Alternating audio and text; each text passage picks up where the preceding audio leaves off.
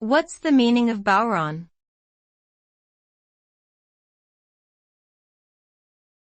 Bodhrán.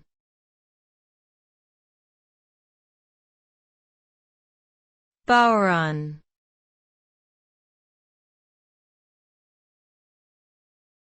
bodhrán.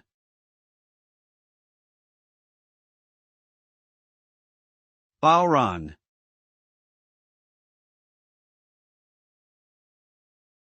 Bodhrán is a traditional Irish drum that is played with a double-ended stick called a tipper.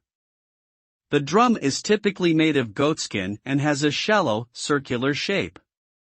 It is held with one hand and played with the other by striking the surface of the drumhead with the tipper.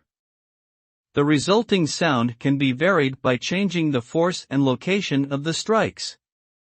The bodhrán is an essential instrument in traditional Irish music and is often used to provide a driving rhythm for other instruments like the fiddle or accordion. Overall, the bodhrán is a key element in Irish cultural heritage and a beloved symbol of the country's musical traditions.